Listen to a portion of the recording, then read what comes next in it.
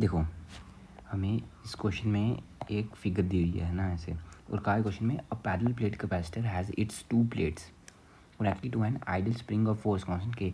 मतलब ये जो स्प्रिंग है ना, इसका फोर्स कांस्टेंट की है, और ये एक आइडियल ऐसे कैपेसिटर है। बोला है relax length of the spring is L, इसकी रिलैक्स लेंथ एल है। It is made of non conducting material, the area of each plate is a. मतलब ये जो स्प्रिंग है ना नॉन कंडक्टिंग मटेरियल का है, और कहा है कि इस कैपेसिटर का एरिया ए है, उसमें चार्ज क्यू नॉट है। मतलब इधर क्यू नॉट होगा तो दूसरी प्लेट में कितना होगा, पॉजिटिव क्यू है, दूसरी प्लेट में माइनस क्यू नॉट होगा। अब ये नॉन कंडक्टिंग है, जिसकी वजह से यहाँ से चार्ज ट्रांसफ़र नहीं होगा उस वाले प्लेट में। To discharge the capacitor through the resistor R, the switch S is closed. मतलब हमने क्या करना है, इसको डिस्चार्ज करना है। डिस्चार्ज मतलब जब हमने इसको क्लोज़ किया ना ऐसे करके, ये जो क्यू नॉट का चार्ज होगा ना, ये आस्ते आस्ते ऐसे करके ट्रांसफ़र होते जाएगा, और नेट चार्ज ज़ीरो हो जाएगा, और क्या हो जाएगा, हम बोलेंगे ये डिस्चार्ज हो गया। तो बोला है if the time constant of the circuit is very large. अब लार्ज क्यों बोला है, अगर स्मॉल होता फिर क्या होता, और लार्ज होता फिर क्या होता, हमें पहले ये समझना पड़ेगा। बोला how much heat will be dissipated in the resistance assume there is no friction. अब देखो अगर टाइम कांस्टेंट स्मॉल होता, स्मॉल मतलब जैसे हमने एस को कनेक्ट किया ना, वैसे ही सारे का सारा चार्ज डिस्चार्ज हो गया है ना। अब इसकी वजह से क्या होगा, अब देखो शुरू में इसमें चार्ज कितना क्यू नॉट है, इसमें माइनस क्यू नॉट है। अब हमें पता है opposite charges attract each other, तो ये कह रहे हैं कि एक दूसरे को प्लेट्स अट्रैक्ट करेंगी, और तो इसके ऊपर फोर्स यहाँ पे आ जाएगी एफ़, और इसको फोर्स यहाँ पे लग रही होगी एफ़।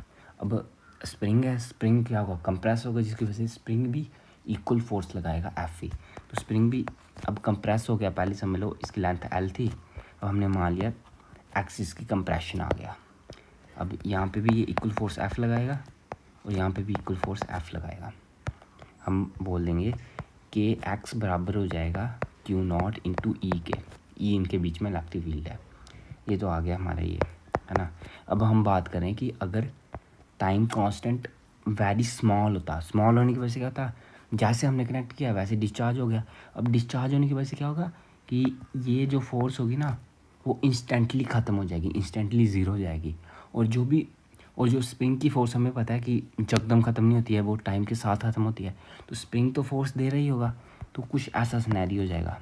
देखो ऐसे करके कैपेसिटर है, यहाँ पे फोर्स लगा रहा है, यहाँ पे भी फोर्स लगा रहा है, और ये ऐसे करके ऐसे जुड़ गया है ना। इनके बीच में कोई फोर्स नहीं है, इन कैपेसिटर के बीच में। कुछ टाइम बाद ये दूर जाएंगे, और पहले स्प्रिंग कंप्रेस था, अब इस बार स्प्रिंग इलोंगेट हो जाएगा, और प्लेट्स को अब अंदर की तरफ फोर्स देगा, और फिर कुछ टाइम बाद फिर ये फिर से बाहर की तरफ फोर्स देगा। मतलब क्या, ये ऑसिलेट करते जाएगा, टाइम बाद ऑसिलेट करते जाएगा। तो ये तो आ गया पहला केस। अब हमें कहा है कि the circuit is very large. देखो इस केज में क्या था, जो भी एनर्जी लॉस हुई ना हमारी, वो सिर्फ कैपेसिटर की एनर्जी लॉस हुई, स्प्रिंग की एनर्जी सर्किट में ही रही। पर अब जो वेरी लार्ज वाला केस होगा ना, इसमें स्प्रिंग की एनर्जी भी कंज्यूम हो जाएगी, और कैपेसिटर की एनर्जी भी कंज्यूम हो जाएगी। वो कैसे दिखाता हूँ मैं आपको। अब देखो कि अब ऐसे करके कैपेसिटर है ना, ये कुछ स्प्रिंग एक्स लेंथ कंप्रेस्ड है। अब आस्ते आस्ते स्लो प्रोसेस है ना, ये फोर्स इधर भी लगा रहा है, ये फोर्स इधर भी लगा रहा है, स्प्रिंग भी इधर को फोर्स लगा रहा है, ये फोर्स लगा रहा है। अब आस्ते आस्ते क्या होगा, ये क्यू नॉट की वैल्यू कम हो जाएगी, क्यू नॉट की वैल्यू समझ लो डी क्यू नॉट कम हो जाएगी, जिसकी वजह से क्या एफ डैश कम हो जाएगा, एफ भी कम हो जाएगा, एफ माइनस डी एफ में कन्वर्ट हो जाएगा। मतलब एफ की फोर्स कम हो जाएगी। वैसे स्प्रिंग क्या पहले कंप्रेस था, थोड़ा थोड़ा वो इलोंगेट होने लग पड़ेगा, और आस्ते आस्ते करके ऐसा टाइम आएगा कि स्प्रिंग अपनी नेचुरल लेंथ में आ जाएगा, और चार्ज भी ज़ीरो हो जाएगा, क्योंकि ये स्लो प्रोसेस है हाँ, और स्प्रिंग आस्ते आस्ते ही अपनी फोर्स छोड़ता है। तो इस केस में क्या होगा कि टाइम ज़्यादा लगेगा, जिसकी वजह से दोनों अपनी एनर्जी लूज़ कर देंगे। तो हमें बोला कि हमें बतानी है कि हीट कितनी डिसिपेट हुई। तो इस वाले केस में हीट जो भी डिसिपेट होगी ना, वो बराबर होगी जो एनर्जी स्प्रिंग में स्टोर थी प्लस जो एनर्जी कैपेसिटर में स्टोर थी।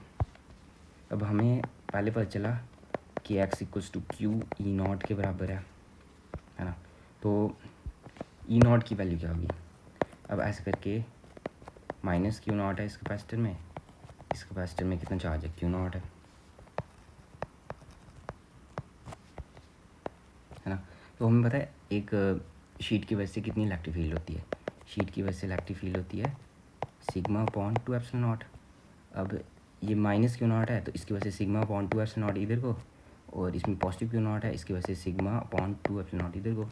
टोटल इलेक्ट्रिक फील्ड कितनी आई, सिग्मा अपॉन एप्सिलॉन नॉट, ये दोनों प्लस हो जाएंगे आपस में। तो K X equals to Q naught into sigma upon 2 epsilon not.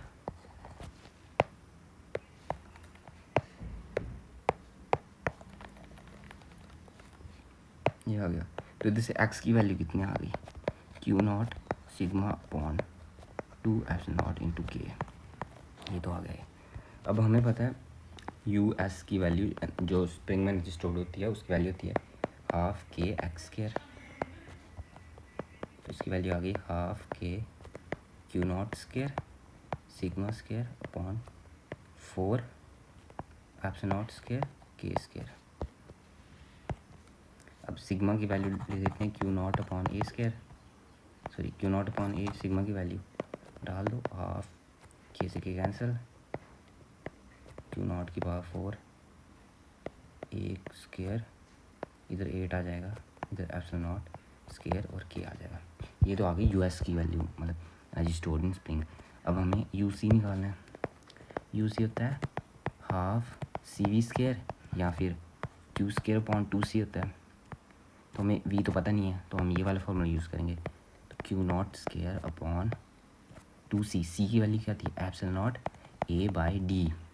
अब डी की वैल्यू क्या आ गई, डी मतलब जो शुरू में इनके बीच में डिस्टेंस था, शुरू में इनके बीच में डिस्टेंस कितना था, अब इनिशियल लेंथ एल थी, एक्स की क्या आई थी, एक्स कंप्रेस हुआ था, तो शुरू में जो डी था उसकी वैल्यू थी एल माइनस एक्स। तो यहाँ पे लिख लेते हैं L minus X Q naught का square 2 epsilon naught A L minus X. अब यहाँ से एक्स की वैल्यू पुट कर दो, Q naught square 2 epsilon naught A L minus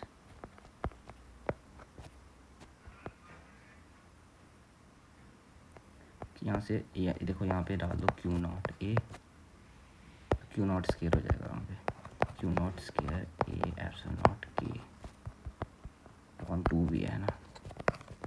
अब इन दोनों को ऐड कर दो, इसको 1 इसको 2, तुम्हारा आंसर क्या हो जाएगा 1 + 2 हो जाएगा हमारा आंसर। तो यहाँ से आ जाएगा Q naught L square upon 2 epsilon naught A,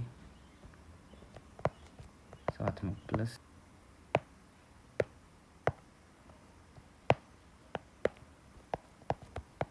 minus Q naught power 4 epsilon naught A square epsilon naught square के स्क्वायर प्लस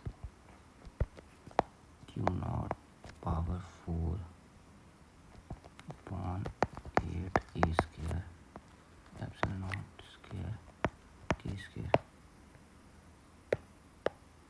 यहाँ से इसको मिटा दो, तो यहाँ से हमारा आंसर क्या आ जाएगा Q naught L square 2 epsilon naught A minus Q naught की power 4 upon 8 A square epsilon naught square के स्क्वायर। ये आ जाएगा हमारा आंसर।